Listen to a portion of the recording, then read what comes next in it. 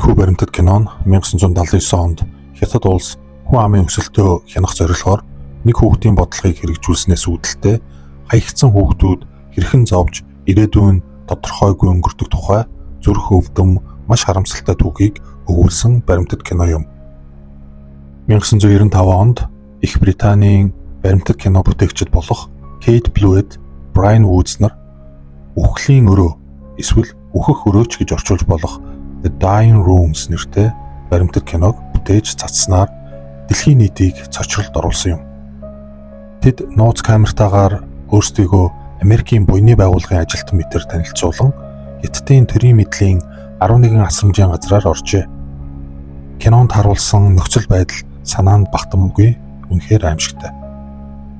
Асрамжийн газрын нэг ажилтан хэлэхдээ сард ирдэг 50-60 охин хүүхдийн 90% нь тэндээ нас бардаг гэж хүлээн зөвшөөрсөн байдаг.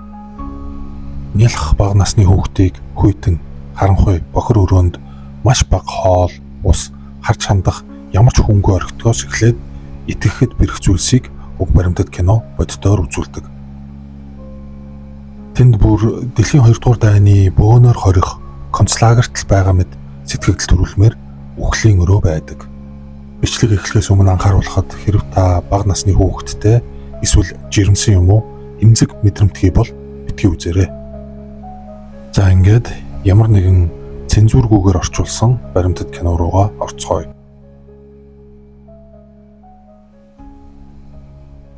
Өнөөдөр Хятадын төрийн мэдлийн асрамжийн газруудад үхлийн өрөө гэж нэрлэгддэг зүйл байдаг.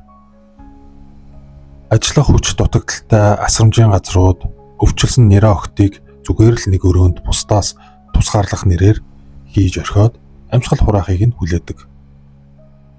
Тийм ээ, харамсалтай нь та буруу сонссонгүй. Бяцхан охтыг тэд зүгээр л үхэхийг нь хүлээдэг байна. Сүүлийн 1 жил гаруй хугацаанд Хятадын зарим төрийн асрамжийн газруудад ийм үхлийн өрөө байдаг тухай батлагдаагүйч байнга давтагдсан цуурхалт харахад байсан юм. Бид гурав энэ үннийг олж илрүүлэх, баримтжуулахын тулд Америкийн асрамжийн газрын ажилтнууд болж өөрсдийгөө далдлан Хятадд очиж нууцаар энэ бүхнийг үнийн эсхийг олж мэдэх аялалд гарсан юм. Бид Хятад руу тусдаа жуулчны визээр очиж нууц камерын хэсгүүдийг тусдаа авч ороод дараа нь угсарч нийлүүлцгээсэн. Бидэнд янз бүрээр зарим нь өөрсдөө ч мэдэхгүй тусалсан нутгийн хүмүүсийг хамгаалахын тулд зарим хүний нүүр, газрын нэрийг бүтгэрүүллээ. Бид хамгийн эхлээд очих газраараа төрийн асрамжийн газрыг сонгосон юм. Энэ нь тухайн мужид хамгийн том нь байсан бөгөөд Францаас жижиг газар нутагтайч бараг 100 сая хүн амтай нэгтрэл ихтэй бүс нутаг. Бидний төлөвлөгөө маш энгийн. Нууц камераар аль болох их бичлэг хийх. Гэвч цагаан халааттай асрагч нар биднийг бараг тэр даруй анзааран захиралтай мэдгдсэн бөгөөд аз болж захирал нь бидний зохиосон Америк нэгдсэн улсын асрамж халамжийн газраас явж байна гэсэн халахвч түүхийг сонсоод асрамжийн газартайгаа танилцуулсан юм. Бидний хоёр нь бичлэг хийж байхад Кейт ажилтнуудтай болон хүүхдүүдтэй харилцаж байв. Тус асрамжийн газарт хамгийн сүүлд ирсэн охиныг цагдаа нар авчирсан хаягдсан нэрэ охин байлаа. Нэрэ хүүхдүүдийг гудамжинд яг л муурын зулцах шиг л уутанд хийгээд орхидог гэдгийг нотлох шиг л болсон. Хятад улс даяар жил бүр 21 сая хүүхэд төрдөг. Өөрөөр хэлбэл хагас секунд тутамд нэг шинэ амьдрал мэндэлдэг. Аль хэдийн энэ улсад 1.2 тэрбум гаруй хүн амьдарч байна. Энэ бол маш бага газар нутаг дээрх дэлхийн хамгийн их хүн амтай улс. Хэрэг хүн амаа хязгаарлахгүй, бууруулахгүй бол дараагийн мянганы дунд үе гэхэд хүнсээ булаацалдаж нийтээрээ өлсгөлөнд нэрвэгдэх аюултай гэж Хятадын төр олон жилийн өмнөөс үзэж янз бүрийн арга хэмжээ авах гэж оролдож иржээ. Дэн Сяопин болон Хятадын удирдагчид Дэлхийн банк, Нэгдсэн үндэсний байгууллагын барууны шинжээчдээс Хятадын хүн амын хэд өсөлтөд анхаарах хэрэгтэй гэсэн зөвлөгөө авчээ. Тиймээс Дэн Сяопин 1979 онд хүн амын хязгаарлалт хийх тушаал гаргаж Хятадын хүн амыг хянаж хязгаарлахын тулд шаардлагатай ямар ч аргыг ашигла. Зүгээр л хий. Хятадын коммунист намын төв хорооны дэмжлэгтэй байхад айх зүйл огт байхгүй гэж доод удирдлагуудаа хатуу шаардлага тавьсан байдаг. Ингэж нэг хүүхдийн бодлого эхэлсэн юм. Энэ хууль гэр бүл бүрийг нэгээс илүү хүүхэдтэй байхыг хориглодог. Үүний улмаас асрамжийн газруудад хаягдж ирсэн нэраа хүүхдийн тоо асар ихээр огцом нэмэгдсэн байдаг. Төвд Тань Аньмэний талбай асуудлын хамт энэ хууль Хятадын ард түмний зэвүүцлийг төрүүлж олон улсын зүгээс хүчтэй шүүмжлэлт өртөж ирсэн байна. Хятадын төр үүнийг том асуудал биш гэж үгүйсгдэгч үнэн хэрэгтээ энэ нь олон улсын хэмжээнд маш эмзэг сэдв. Ийм учраас Хятадд хэн нэгэн бидэнтэй энэ сэдвээр ярилцах нь өөрөө асар эрсдэлтэй эмзэг сэдв байлаа.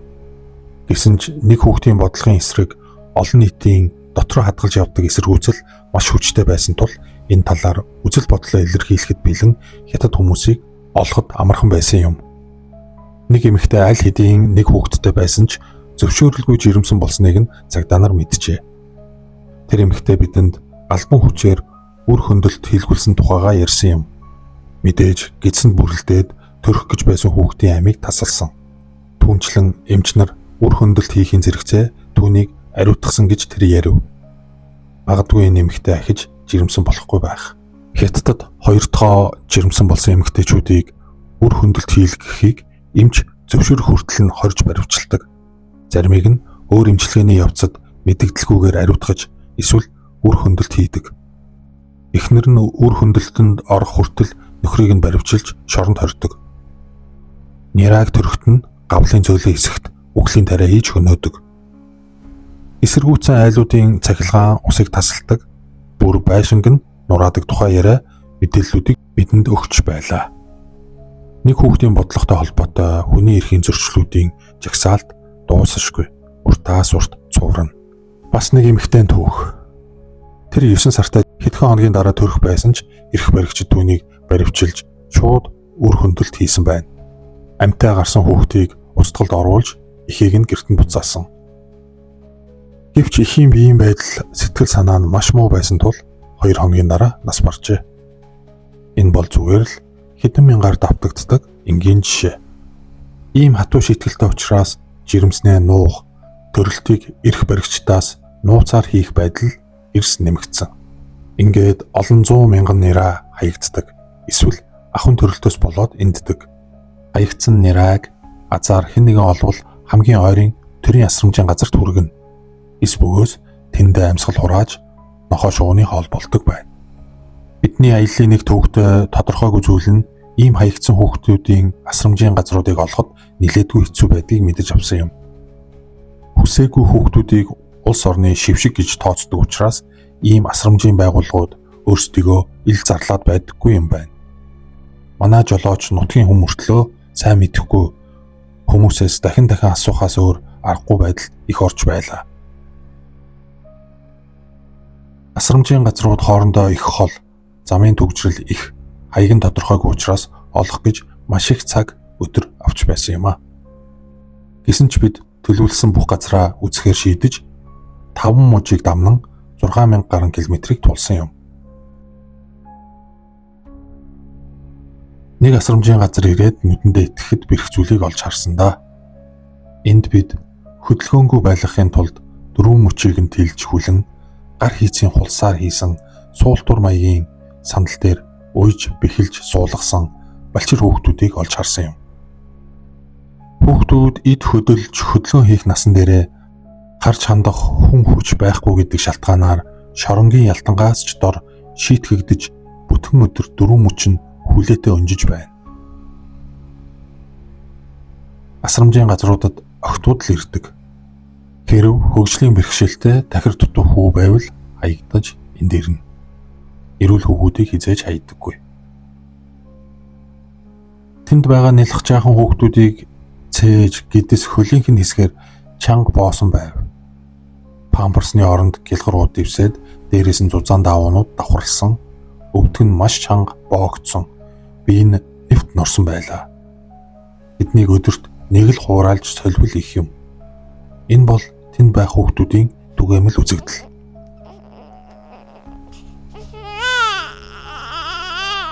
Хятадын нэг хүүхдийн бодлого нь зөвхөн хүүхдийн тоог л заадаг болохоос хүйсийн талаар юу ч хэлдэггүй.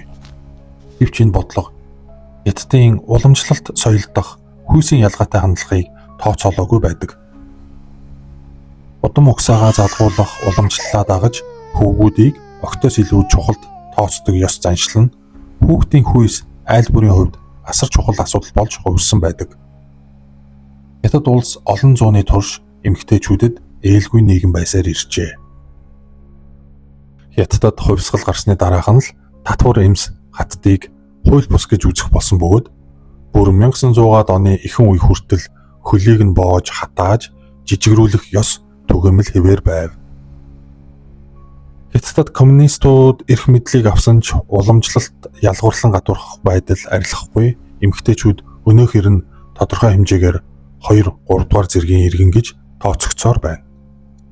Би багада аав ээжтэйгээ аавын талын эмээ дээр очдог байснаа санаж байна. Маш уламжлалт сэтгэлгээтэй хятад эмээ маань аавд минь "За илүү хоол бэлэн боллоо. Наашаа суу" гэж хэлдэг байв. Аав маань ганцаараа суугаад хооллоно. Харин бид ширээний дэргэд зогсоод түүний идэж байгааг л харна. Аавыг асар олон тавг хоол идсэний дараа ширээнээс босоход л эмээ маань ээж рүү минь гайхсан мэт эргэж хараад "Өө, чи ч бас хоол идмээр байна уу?" гэж асуудаг. Эмээгийн хувьд аав маань алтан хүү, удам залхамжлагч байсан бөгөөд бүх анхаарал халамж түүнд зориулагддаг. Харин бид илт 2 дугаарт тавигддаг байлаа. Хүү, охин, хорвоод мэндэлсний баярч маш их ялгаатай. Жишээлбэл хүү төрөхөд салют буудуулж бүгд баярлаж хоол цай идэ бодоо болно. Харин охтод хизээж тийм хүндэтгэл үзүүлдэггүй. Хятадд лайди эсвэл жауди гэж үг байдаг. Хүү ирээрээ, хүү ирэг гэсэн утгатай. Гэтэл Хятадд лайди, жауди нэртэй 6 сая гаруй эмэгтэй байдаг нь хүүг хүсэж хүлээдэг нийтлэг сэтгэлгээг тод харуулж байгаагийн жишээ юм. Нэг хүүхдийн бодлого гэдэг нь хорвоод мэдлэх суглаа шиг бөгөөд ганц л боломжийг олгодог. Хүүтэй болох ганц л шанс байна гэсэн үг. Уламжлалаа баримталдаг тариачдад энэ бодлого хүн дээр тусч байлаа. Хэрв тэдний анхны хүүхэд охин байгаад охиноо амьд үлдээвэл дахин жирэмслэж хүүтэй болох боломжгүй болно гэсэн үг. Удалгүй зөвхөн ядуу бүс нутагт ч биш.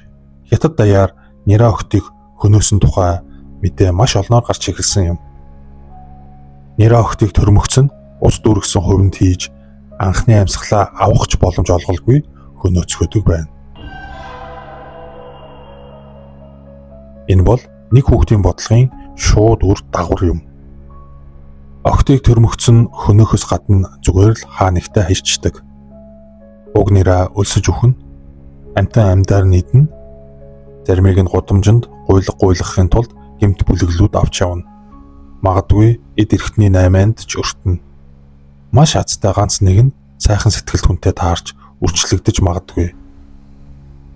Энэ насрамжийн газарт цагаан халааттай ганц өсвөр насны охин л хүүхдүүдийг харж байлаа.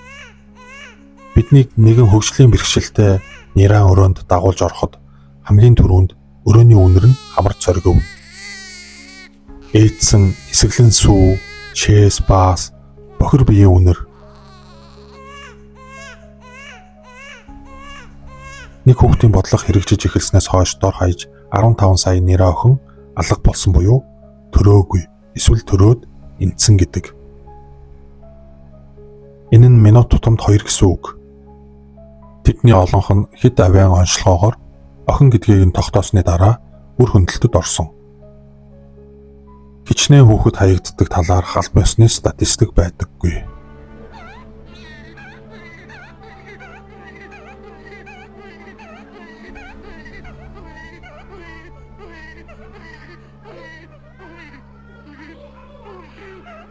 Гэхдээ багцаагаар хятадын хэмжээнд жил бүр 1 сая хүртэлх нэрэ хаягддаг байж магадгүй.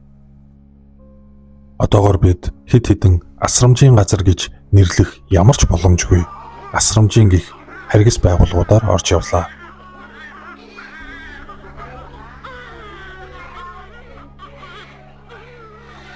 Тэрийн нэг хүүхдийн бодлого болон хүүг илүүд үздэг уламжлал хэрхэн хоорондоо маш эмгэнэлтэйгээр мөргөлдөж байгааг тод харж явцгаасан юм. Бид үхлийн өрөөг хараахан олоогүй, бас итгэхгүй байсан боловч аялын явцдаа үнэхээр тийм өрөө байх юм байна да гэд итгэж эхэлсэн билээ. Бид аяллаа үргэлжлүүлэх явцад нутгийн хүмүүс нэг хүүхдийн бодлого хэрхэн харгас байдлаар хэрэгжүүлдгийг ярьж баталж байв. Хэрв нэг эмэгтэй төрөх гэж байхад нь эрх баригчид олж мэдээд зөвшөөрлгүй жирэмсэн гэдгийг нь мэдсэн тохиолдолд яах вэ? Засгийн газар тусгай эм тариаг хүүхдийн биед хийж хүүхдийг амьгүй болгодог. Эмэгтэй их нь энд чухал биш. Эмэгтэй хүн бол яг л хувцас шиг. Өнөөдөр таалагдвал өмсөн гэртээ аваачна. Хэрвээ таалагдахгүй бол тайлаад хаяна. Бид голын дээд урсгал даган саяхан засгийн газраас их хэмжээний санхүүжилт авсан гэж сонссон нэг асрамжийн газрыг хайж явлаа. Овоо их мөнгө орж ирсэн ч хүүхдүүдийн амьдарч буй нөхцөл байдал маш муу хэвээрээ гэж бидэнд хэлсэн бөгөөд удалгүй бид өөрсдийн нүдээр харсан юм. Ямар ч харж хандаж байгаа асрагчгүй, уйдсан, гунигалсан эдгээр хүүхдүүд өдрийг хөтөвчин сандал дээр хоорондоо уяатай өнгөрөөдөг. Уйж бэхлэгдсэн тэдэнд ганхаж хөдөлгөөс өөр хөдөлгөөн хийх ямар ч боломж олддоггүй байна. Үнэхээр өрөвдөлтэй.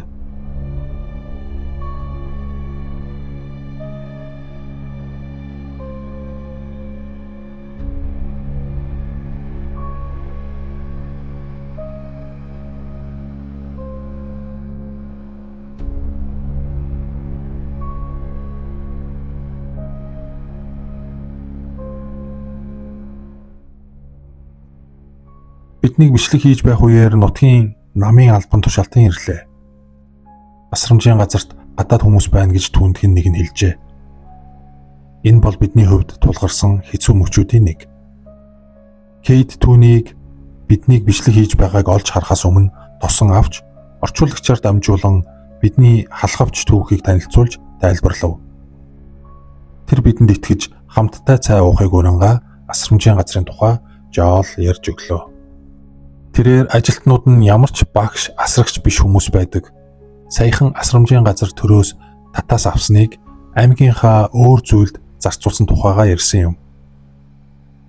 Энэ хөөрхий хүүхдүүд тэдэнд чухал биш бололтой. Би нэмэгтэйг нэраа хүүхдийг угааж байгааг бичиж байхдаа түүний ямар ч сэтгэл мэдрэмжгүй хурдан дуусгах гэсэн байдлаар ажиллаж байгааг харж байлаа. Тэр нэлх хүүхэд угааж байна гэж огт санаа зовхгүй байгаа нь ажиглагдсан. Хятадын төрийн асрамжийн газрын ажилтнууд хаягдсан нэрээ охидод туслах гэж хүсэл зорилгоор өөрсдөө энэ ажлыг сонгоогүй. Зүгээр л дээрээс хэн нэгэн дарга томилчихсон мэргэжлийн бус хүмүүс. Тиймээс тэдэнд хувь хүний хариуцлага, хүүхдүүдтэй хүн мэд харьцах сэтгэл байдаггүй.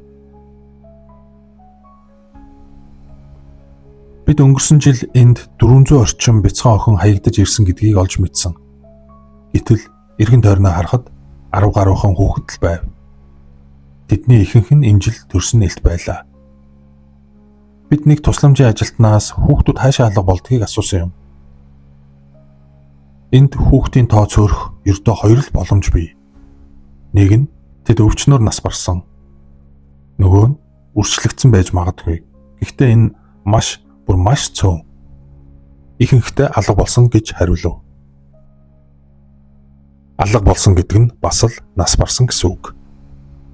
Бид эхэндээ хаягдсан хүүхдүүдийг өхүүлэхээр тусгай өрөө гаргасан байдаг гэж бодож байлаа.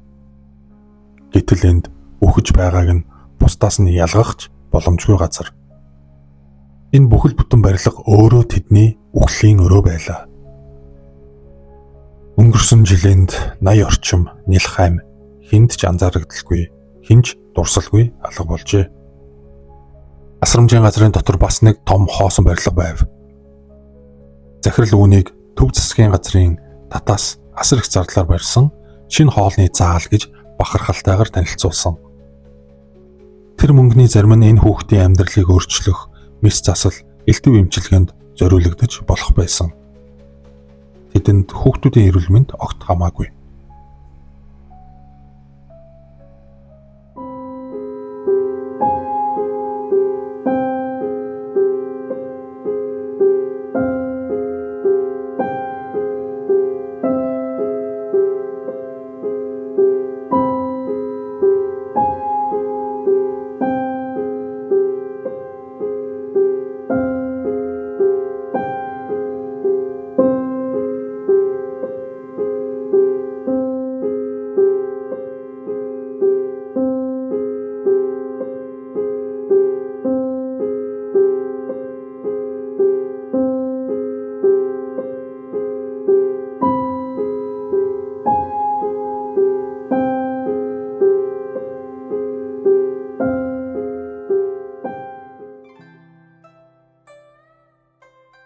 Одоо хүртэл бидний харсан бүх асрамжийн газрууд төрөөс санхүүжиж төрийн удирдлага доор байсан юм. Харин Хятадд хувийн асрамжийн газрууд 100 хэд байдгийг бид мэдсэн бөгөөд нөхцөл байдал нь адил уу өөр үү гэдгийг мэдхээр тэнд очлоо. Энэ асрамжийн газар өмнөх асрамжуудаас эрс өөр орчинтой өгсөн юм. Асрамжийн хүүхдүүдийг нутгийн хүүхдүүд хашааны цаанаас атаархсан харцаар харж байлаа. Энэ газар хандив тусламжаар оршин тогтнодог. Энд төрийн асрамжийн газраас илүү гарах их мөнгө санхүүжилт байгаагүй. Харин удирдлагын арга барил нь өөр байсан юм. Хүүхэд бүрийг албан бусаар үрчлүүлж хүүхдүүдийг шинэ эцэг эхтэйгээ хамт байх өрөө гарган өгдөг байна. Энд уур амьсгал нь найрсаг дулаан, халамж хараар дүүрэн байсан тул бид шөнө болтол хүүхдүүдтэй хамт дэнлүүний баярыг тэмдэглэж хамтдаа сайхан дурсамжийг бүтээцгээсэн. Бид Хятадын янз бүрийн албан тушаалтнуудтай тэр дундаа Хятадын гэр бүл төлөвлөлтийн бодлогыг хариуцдаг дарга Пен Пэюантай ярилцах цаг авахаар олон удаа оролцсон ч 3 сарын хугацаанд ямар ч хариу өгөөгүй юм. Уулзах хүсэлгүй л байсан болов. Хятадын засгийн газар барууны шүүмжлэлд туйлын мэдрэмтгий ханддаг. Тиймээс төрийн асрамжийн газруудад гарч буй зөрчил, нэг хүүхдийн бодлогын хүрээнд гарч буй хүний эрхийн зөрчлүүдийг бүхэлд нь үгүйсгэсээр иржээ. Үүнээс гадна Хятадын засгийн газар охтыг хөвгүүдтэй адил үнэлэх сэтгэлгээг нийгэмд төлөвшүүлэхийг идэвхтэй оролдож байгаа нь ажиглагдсан. Учир нь хүүсийн харьцааны аимшигтай тэнцвэргүй байдал тэдний өмнө тулгараад байна. Гэхдээ нэг хүүхдийн бодлогоо сулруулахгүй байгааг барууны орнууд шүүмжилж эсэргүүцлээ илэрхийлэхгүй бол хүний эрхийн зөрчлүүд үргэлжилсээр байх болно. 1995 оны 2 дугаар сард Хятадын коммунист намын ерөнхий нарийн бичгийн дарга Зян Зэнмин илтгэл тавихдаа Хятадын хүн ам хэд хурдан өссөөр байгааг онцолсон. Энэ нь эмэгтэйчүүдийн үр хөндөлд нялх бага насны хүүхдийг хаях нь багасахгүй л гэсэн үг. Мөн одоо аль хэдийн нэраа октоор дүүрсэн Хятадын асрамжийн газруудын нөхцөл байдал ойрын ирээдүйд бүрж дордохыг илтгэж байна. Бидний аяллаа сүүлийн өдрүүд үргэлжилсээр Хятадын хамгийн Баян хотын захад орчин үеийн тэнгэр багандсан барилгуудаас холгүй 5 оцтой зочд буудлаас ердөө хагас цагийн зайд бид хамгийн зүрх шимшрэм асрамжийн газрыг олсон юм. Эхэндээ энд зөвхөн хөгжлийн бэрхшээлтэй хүүхдүүд амьдардаг байх гэж бодогдов. Учир нь энд нэраа хүүхэд харагдахгүй, дуунж сонсогдохгүй байв. Гэтэл бид хатааж байна даа гэж бодсон алчуурын доороос энэт нялх хүүхэд Туньямуутай үйлж эхлэхэд нь гайхлаа.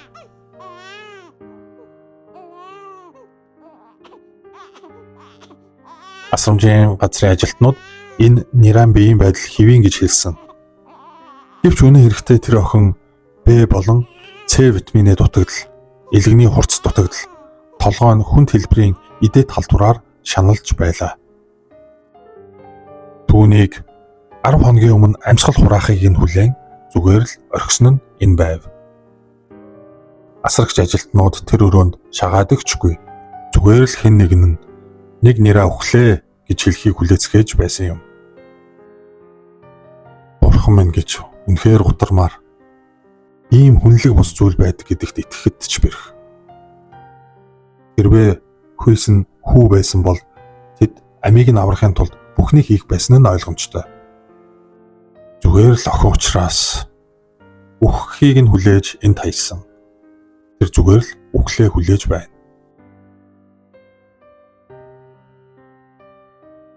Бид түүний нэрийг асуухад Мэймин гэж хэлсэн юм. Энэ нь нэргүй гэсэн утгатай. Нэргүй хорвоод мэндэлсэн богинохон амьдралдаа 2 дахь удаага хаягдсан нь энэ байлаа.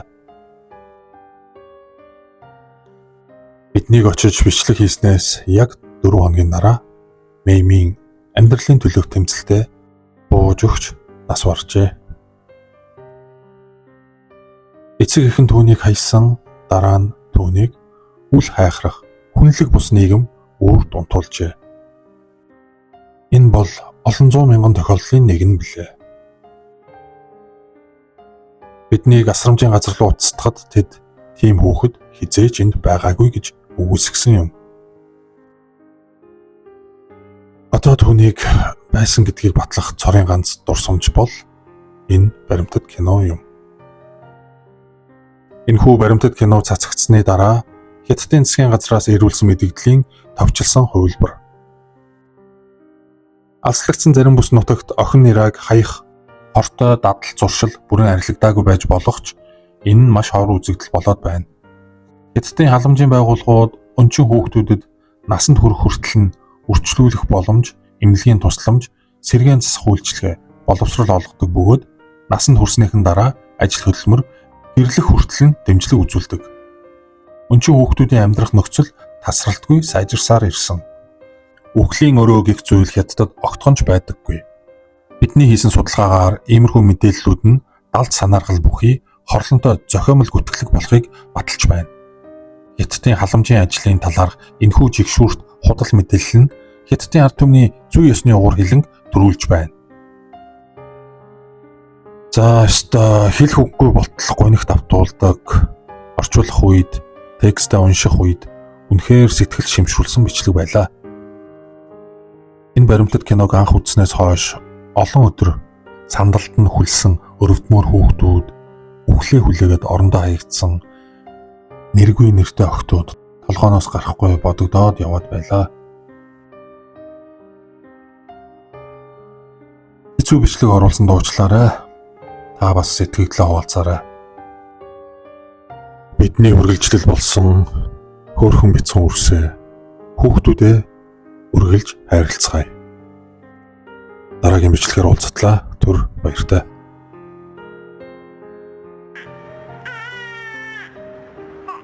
Another little girl.